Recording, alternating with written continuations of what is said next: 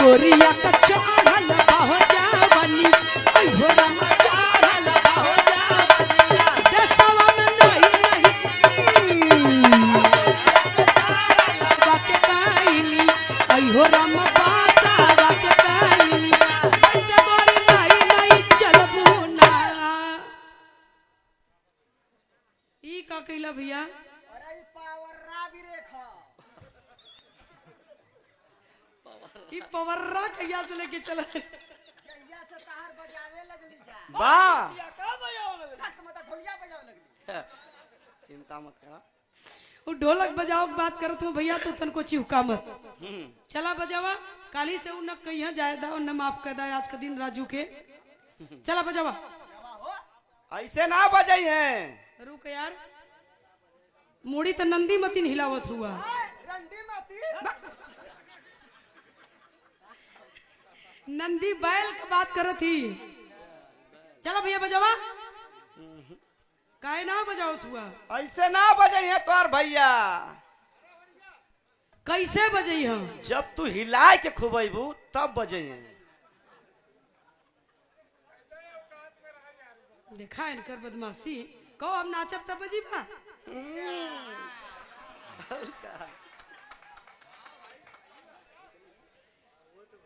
हुआ तो भाई है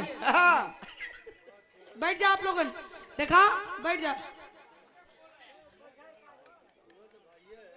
हुआ तो भाई है लेकिन का बताई हम थोड़ा दोगला प्रवृत्ति कहूँगा वाह हुआ भाई लेकिन दोगला प्रवृत्ति कहूँगा देखा बहन के नाचे के कहत हुआ इनके लाज न इसने भाई के ना इसने बहन के लाज वाह दू भोज जोड़ी बराबर या दू बोझ रहठा देता तो ये नहू के संग में जिंदे फूक दे के हरे बहन का बात है किया मारब बस निहुर जी बाजो नचवावे आल हुआ कहो नाचब तो बजीबा नहीं से ना बजीबा आप लोगन का मन तो ऐसे हिला दी वाह हिलाया मगर गिराया मत मैं किया मैं किया हाँ घबरा मत चिंता मत करा गिरबो करी करिया तो तोहरे ऊपर जाई हमारे ऊपर नहीं आई ऐसे जाई समझ के चला महाराज जब सबकर मन हो तो तनी से हिला रही थी वैसे ही कुल काम ठीक ना हो दा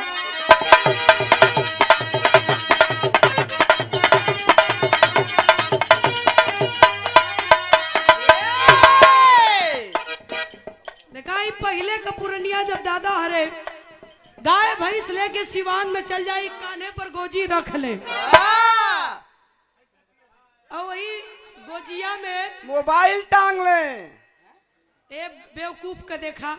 वो समय मोबाइल कहाँ रहे भैया जूता रहे जूता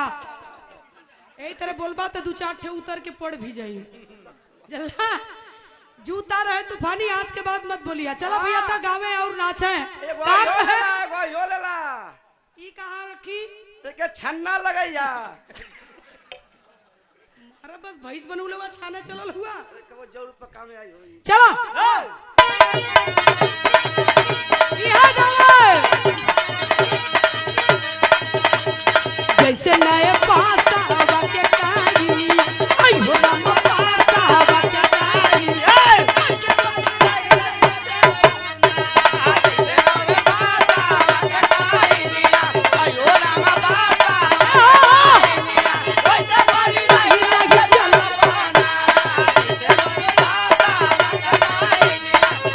राम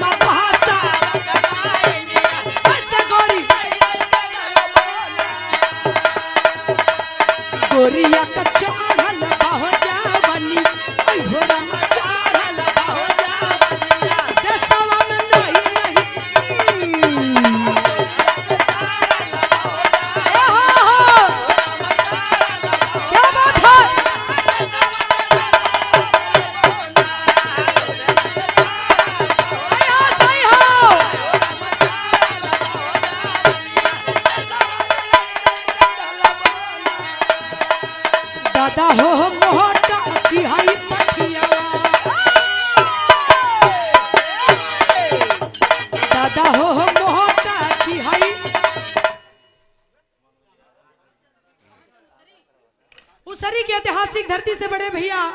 मनोज यादव जी 500 रुपए का पुरस्कार आपके द्वारा इस भाव पर चरणों में नमन प्रणाम दोहरा दी। अच्छा ले ला भैया, बहुत बहुत धन्यवाद प्रणाम हो। कहना है दादा हो मोटा की हई पठियावा, दादा हो मोटा की हई पठियावा, आई हो राम मोटा की हई पठी भाई सब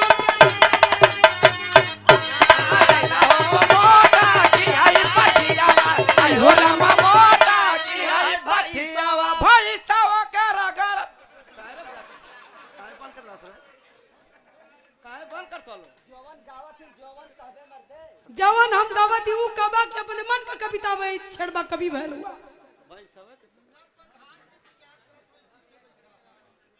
प्रधान जी कहाँ बैठल हुआ? प्रधान जी देखा हम ना कदी आप लोगों का इच्छा पूरा कर दा। 500 रुपए का पुरस्कार पुनः गढ़वा की ऐतिहासिक धरती से हमारे प्रधान जी मुन्ना प्रधान जी, अब ठीक हो ना? आपके द्वारा प्रधान जी बहुत बहुत आपके प्रणाम, सबके प्रणाम बा दे भैया। शिवम शर्मा रामपुर से 200 रुपया पुरस्कार, बहुत बहुत प्रणाम आप सब लोगों के प्रणाम। झटका में एकदम एक बात आवा दादा हो मोटा की हई पठिया, दादा हो मोटा की हई पठिया, आई हो राम मोटा की हई